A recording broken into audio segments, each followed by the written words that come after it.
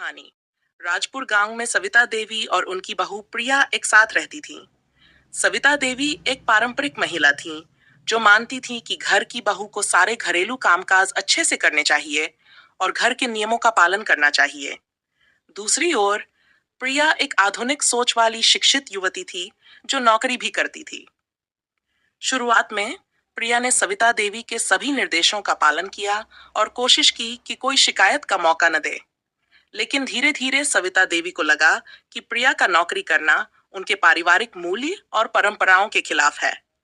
एक दिन सविता देवी ने प्रिया से कहा, बहू, घर की जिम्मेदारियां पहले आती हैं, नौकरी तो बाद में भी की जा सकती है। तुम्हारे कारण घर के कामों में कमी हो रही है। प्रिया ने शांतिपूर्वक जवाब दिया, मां जी, मैं घर के कामों में कोई कमी नहीं होने दूंगी और साथ ही अपनी नौकरी भी जारी रखूंगी। ये मेरा सपना है और मैं इसे पूरा करना चाहती हूँ। ये सुनकर सविता देवी नाराज हो गईं और कहा, तुम्हारे सपने हमारे घर की शांति से बढ़कर नहीं हैं। समय बीतता गया और परिवार में तनाव बढ़ता गया।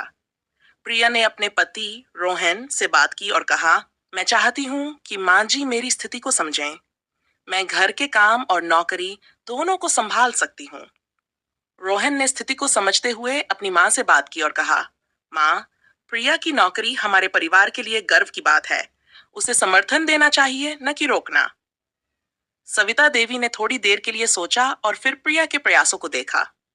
उन्होंने देखा कि प्रिया कितनी मेहनत करती है, घर और ऑफिस दोनों जगह। धीरे धीरे सविता देवी का दिल बदल गया और उन्होंने प्रिया को समर्थन देना शुरू कर दिया। एक दिन सविता देवी ने प्रिया से कहा, बहू, मुझे तुम पर गर्व है। तुमने साबित कर दिया कि एक महिला घर और बाहर दोनों जगह अच्छे से संभाल सकती है। इस प्रकार सास और बहू के बीच की दूरी मिट गई और उनके बीच का प्यार और समझ बढ़ गया। सीख। इस कहानी से यह सीख मिलती है कि प्यार, समझ और समर्थन से किसी भी संबंध को मजबूत बनाया जा सकता है। चाहे वो सास बहू का संबंध ही क्यों न हो, अगर दोनों एक दूसरे की स्थिति और सपनों को समझें तो हर मुश्किल आसान हो सकती है।